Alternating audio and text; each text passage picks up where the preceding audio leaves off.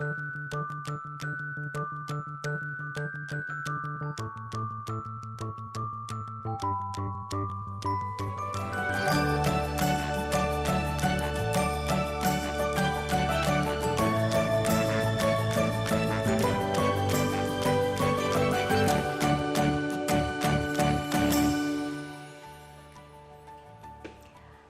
and welcome to Health in Focus, the Overcoming series, and this is with the alphabet B.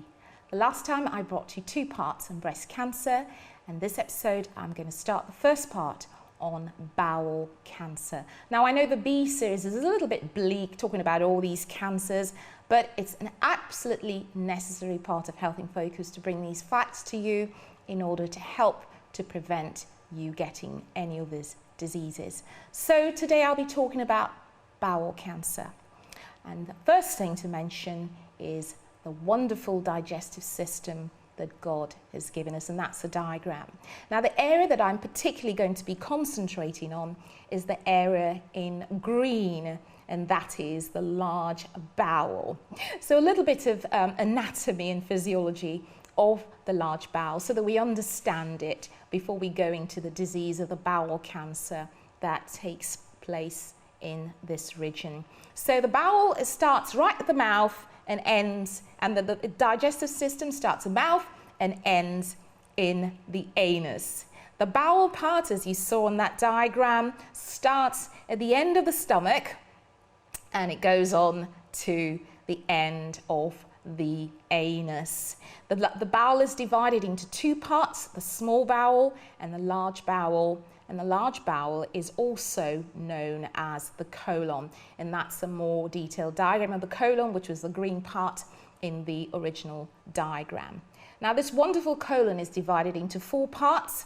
As you can see on there, you've got the ascending colon, which leads from the small bowel up into the transverse colon, which goes across, and then down to the descending colon, and finally a little bit there, the sigmoid colon, just before you get to the rectum and then the anus. And of course it is through the anus, the opening of the anus, the waste material, which we know as feces, is eliminated from.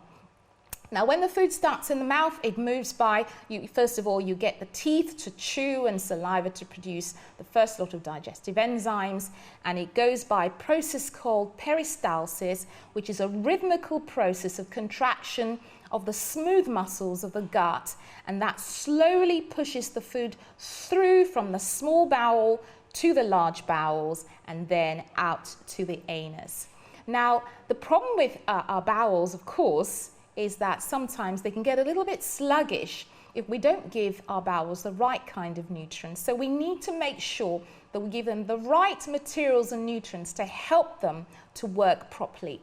And some of the things that we need to do, some of the foods that we need to add to a diet to make sure that this process of peristalsis, which we really can't control, and the only bit we can control is the swallowing bit. Apart from the swallowing bit, there is not much else that we can control of our digestive tract. So it's very important that we give our bodies the foods and the necessary factors to help to aid this peristalsis as it moves down the gut. So what are the factors that make peristalsis easy? Food volume. When the food is bulky, when the food is at the right temperature, when the food is high in fiber, when there's a lot of liquid in the food, and when it has a low calorie volume. So all those factors will help to make food move down quickly. If you think about our food like a glass of sand. Now, if you're trying to get sand down a tube, a quicker way of getting it down is if you add water to the sand to make it more liquidy, to make it like mud. And if it's like mud, it's more likely to move down faster. And in a way, that's the sort of thing that our digestive system needs. It needs fiber, it needs fluid to help to get it moving quickly and to stop us getting constipated.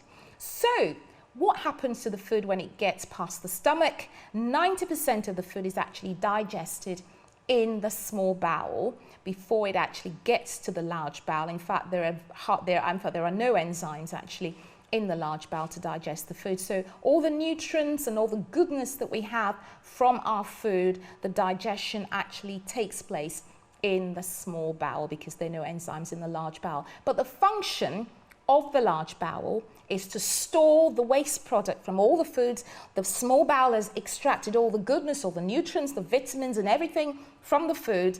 The large bowel stores the waste product. It extracts a little bit more water in the ascending and transverse colon, as well as some sodium.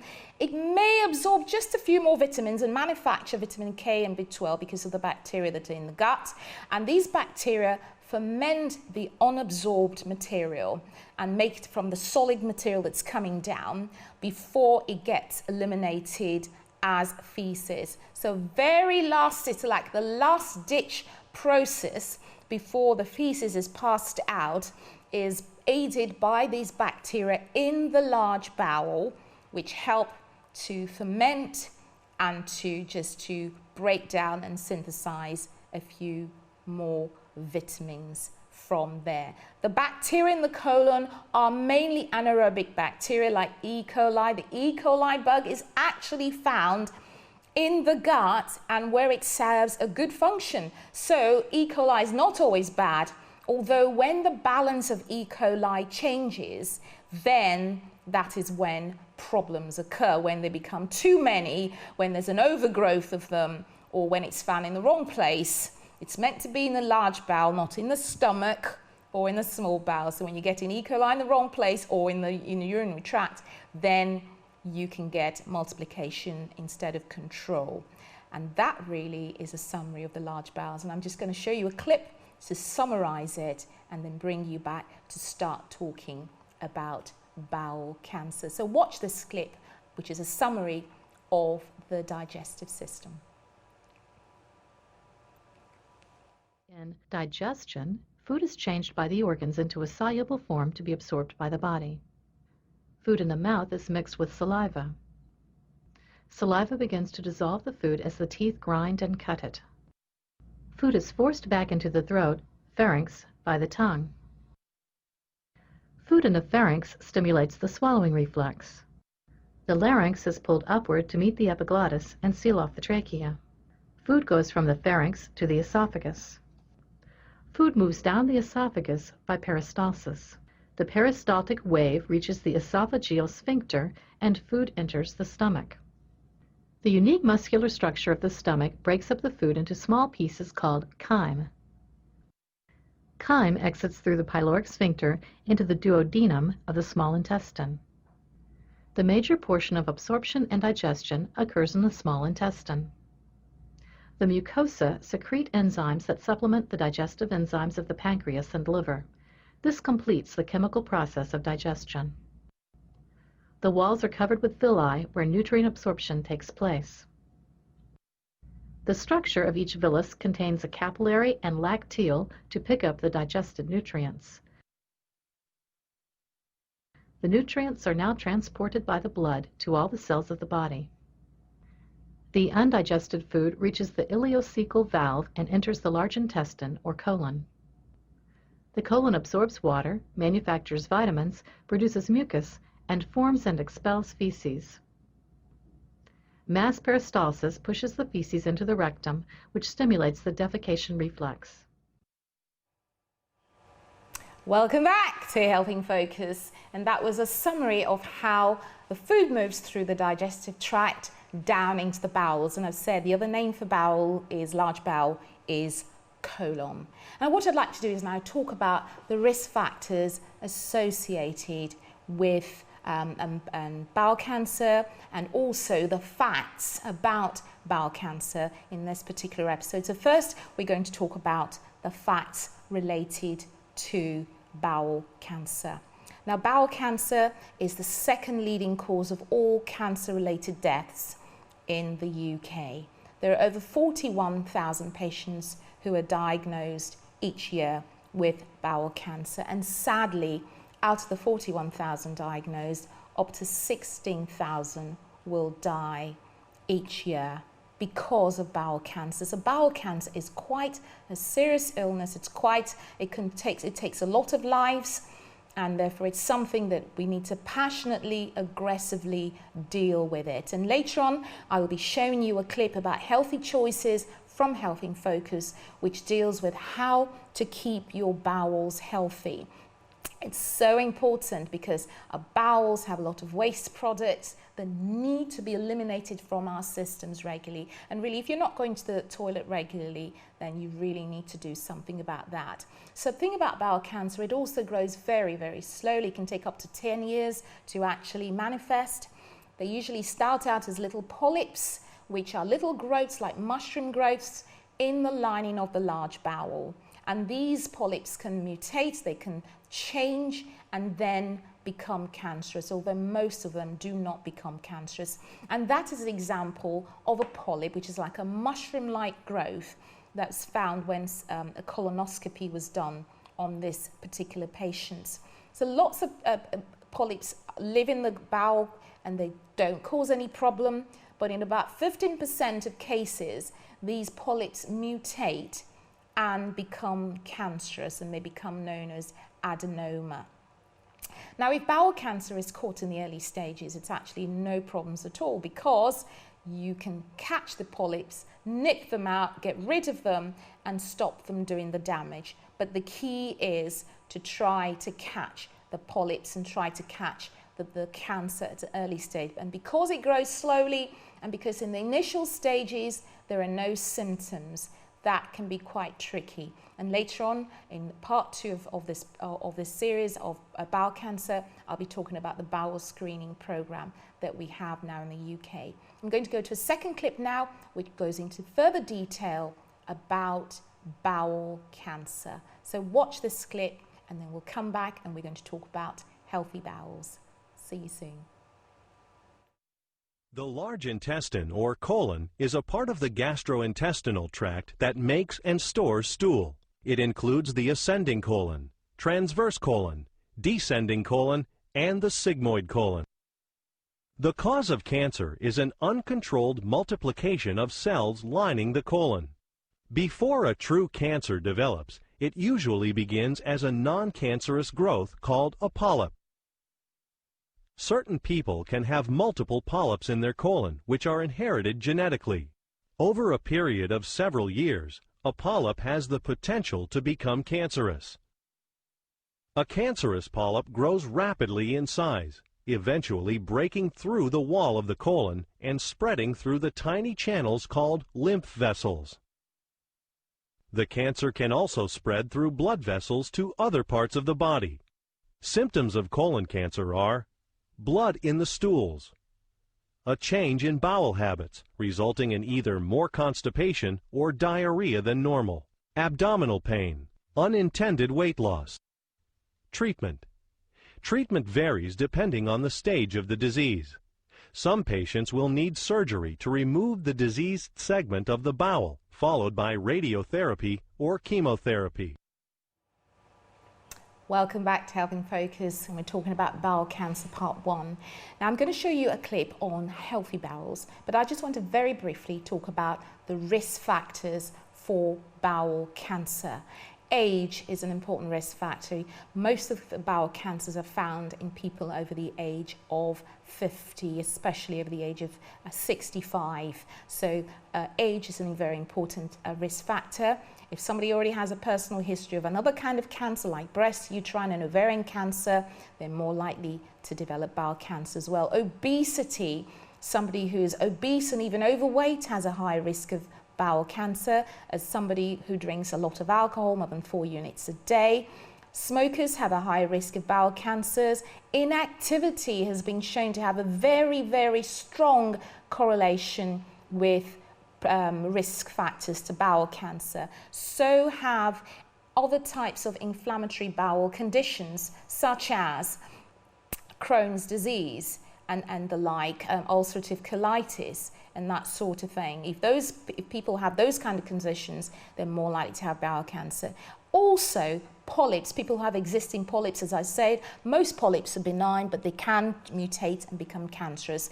Diet, people who don't drink enough water, people who eat a diet that's high in saturated fats, who eat a diet that's high in refined sugars, too much red meat, too much processed meat, all these factors are responsible for increasing the risk of bowel cancer. Low dietary fiber increases the risk as well. A family history of polyposis and another condition called HNPCC also increases the risk of somebody developing bowel cancer. So those are the sort of risk factors involved with bowel cancer. And just to finish up this program, I'd like to take you to a Healthy Choices by Health in Focus clip, which talks about how to keep your bowels healthy. And then we'll be back to round up this particular topic on bowel cancer part 1. So this is how to keep your bowels healthy. Now, a patient once came to me and said, "Doctor, I need your help. I haven't been to the toilet for 2 weeks." Well, I try to be very professional when I can, and I try not to hide my alarm, shock, horror, mischief, or what have you. 99% of the time, I succeed in not making my patient realize what's going on in my head. But I do have some wicked thoughts, especially when a patient comes in and they've been constipated for 2 weeks. It's pretty bizarre, pretty awful. But my usual reply is something like this: "So what have you done, dear patient, to help relieve your constipation?" And what they usually say is, "Well, you know, I've tried this, I've tried that, I've been this and that and whatever. And you know what's going on in my mind? It's not very pretty. What's going on in my mind is Dino-Rod. You need Dino-Rod. What's going on in my mind is you need dynamite. What's going on in my mind is you need a plunger." I know it's not very nice, Dr. Laura, to say this, but I have to assure you, sometimes it really, really is very sad how bad patients can get themselves bunged up. But since they've tried assortments of things before they come to see me, it is my duty as their doctor to try to provide for them something that's actually going to help them to relieve their constipation. So what do I do? First of all, as a Christian, we know that the Word of God says in Genesis 1:29 to eat fruits and vegetables. But scientifically, we need 18 to 30 grams of fiber, and that's the only way we're going to be able to go to the toilet regularly. So our daily intake of fiber, which is what keeps constipation away, needs to be 80 to 30 grams. Now, there are 2 types of fiber. There's the soluble fiber and there's the insoluble fiber. And it's the insoluble fiber we need, which helps to soften our stools, helps to aid passage of the stools, and helps to slow down the absorption of nutrients so that our blood sugar stays at a level pace and doesn't go up and down rapidly. Fiber prevents constipation. It's really as simple as that. So, how do we get enough fiber? Because clearly this patient was not getting enough fiber, otherwise she wouldn't have come to me. The first tip is, when you go shopping, you need to look for foods that contain between 5 to 6 grams of fiber per 100 grams of food. 5 to 6 grams of fiber per 100 grams of food. Now, I'd like to give you lots of examples to help you in your search for high fiber diet. And here are some of them on the screen. Now, 8.5 grams, a third of a cup of all bran has 8.5 grams of fiber, which is about a third of your fiber intake. So having a healthy breakfast to start the day off with starts you off with a good fiber intake. Can you believe that 3 dried figs contain 10 grams of fiber? What an easy way to get fiber into your diet. 2 apples contain 6 grams of fiber. And of course, we've got strawberries, we've got baked beans. For the students who want their baked beans and toast, we've got banana, 10 almonds, nuts. Gives you up to 4 grams of fiber. How about that? Let's look at some more of the list. Avocado, kale, oatmeal, they're all high in fiber. Isn't God amazing how He creates all these wonderful things? Another tip is substitute all the white products for the brown equivalent. So instead of white bread, have brown bread. And did you know that brown bread contains 4 times the equivalent of white bread? So with a slice of brown bread, you need to have 4 slices of white bread to get the same equivalent. Have brown pasta instead of white pasta. Have all the brown equivalents instead of the white equivalents. The same goes for pita bread. eat potatoes with their skin on. Without the skin on, there's no fiber, just starch. And instead of cornflakes, switch to bran flakes. Now, nobody's paid me to say this, but I believe it's important sometimes in the situations to mention brands to help you along the way. Now, we've got a lovely, lovely diagram there of a fiber-rich diet. And I can tell you, if my patient had been doing this, she would have had no problems whatsoever with fiber. The problem is the white versions of all the things I've talked about, like the bread and the flour, they go through a milling process that strips all the natural grain, and the outer grain contains most of the fiber. So if they're having just white products, they will definitely not be getting their fiber intake. So it's my duty to tell you to please get your fiber. Now, eating fiber will keep you free and regular. And if you want to know what your stools are like, go to this website called, and you can Google it, called the Bristol Stool Chart. And there you will find the consistency of what your stools should be like. So the answer to my patient's question is, what should they do to relieve their constipation? Because they were pretty desperate, and Dr. Laura, with her wicked sense of humor and her idea of Dynarod and dynamite, wasn't quite doing it for the patient. This is what I did to them. I first of all gave them a list of natural laxatives, and here's the list. We've got dried figs, we've got prunes, senocot, bran, dried apricots, a lovely list there to write down. And of course, you can always email me at Laura at revelationtv.com if you want this list. But in addition, just in case it was a bit too late, I backed her up with a prescription of some of these laxatives, and a lot of them you can actually buy over the counter. But the most important message to take home is to this patient was, prevention is better than cure. You will be relieved, pardon the pun, that this patient hasn't suffered from constipation since. So instead of Dynarod, please have a healthy, fiber-rich diet. You've been watching Health in Focus with Healthy Choices. Bye for now.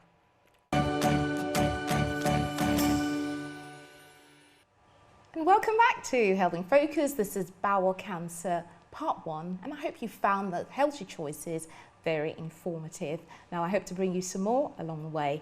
Now, as I was talking about bowel cancer, we're talking about the risk factors, and a very important risk factor is diet. And that clip showed how important it is for us to make sure we get lots of fiber. Because if we're not getting fiber in our diet, then the waste products are being stored, they're putrefying, they're literally putrefying in our large bowel, which is why a lot of the cancers are found there. The polyps are there, and if they've got the wrong environment with putrefaction, fermentation, mutation, they can change. So I'd like to implore you that if you're not getting enough fiber in your diet, and that list was quite comprehensive, if you want that list, then please don't hesitate to email me at laura@revelationtv.com, and I'll send that list to you. Or you can just Google foods that are high in fiber, or fiber-rich foods, or the top 10 high fiber foods, or what have you, and you will get a good response so that you can alter the way you shop and the foods you eat. And don't forget, red meat and processed meat are also implicated in bowel cancer. And when I say red meat, I'm talking about lamb, I'm talking about pork, I'm talking about beef. Really try to limit that to no more than twice a week. And also the processed meats, I'm talking about things like ham, salami, pepperoni, chorizos, and all those sorts of things. Basically, meat that has been processed and made into a different form, reconstituted, if you like. Try again to limit those in your diet. And as you know from that poor patient, I'm sure that the diet, well, I definitely know the diet really helped to relieve the constipation, and in the long term, perhaps to prevent them getting bowel cancer as well. So the bowel cancer screening process in the UK started in 2007. And the reason for this, of course, is that studies were done that showed that if bowel cancer can be caught at an early stage, because it's very slow growing, it takes about 10 years for the cancer to grow. If it can be caught at an early stage, then it can be prevented from spreading. It can prevent a lot of deaths, and it can prevent a lot of disease and ailments and disabilities. So the bowel cancer screening program was started in 2007, and it's been going on ever since. It's for those who are between the ages of 60 and 75. At the moment, people are being screened every 2 to 3 years, but if a patient is screened and they're found to have a positive stool, a fecal occult blood, which is what the sample is, they're asked to send a sample away, and that's screened for a blood, and if they're found to have that, then they will be referred to see a specialist to have some further tests done. And certainly, in the last 2 years, I have known of 2 patients who have gone through the bowel screening process. One of them, thankfully, was caught at a very early stage when they didn't have any symptoms at all. All they did was they took their stool sample. When it came in through the letterbox, they did their stool sample, the 3 samples, they popped it in the post and they sent it away, and they got a letter back saying, we need to see you for further tests. And they had the further tests, and they had the cancer removed even before they had symptoms. Unfortunately for the other patient, it was too late and she died. So that's the sort of the 2 sides of the coin. If you can get yourself screened regularly, do. If you have any symptoms, and I'll be talking about in the next programming part 2, then make sure you take action on it. You've been watching Health in Focus, and this is bowel cancer part 1. Look forward to seeing you very shortly for part 2. Don't forget to have your fiber, your fruit and vegetable, cut down on your red meat, and do regular exercise. It's been a pleasure bringing this program to you. See you soon. Bye-bye.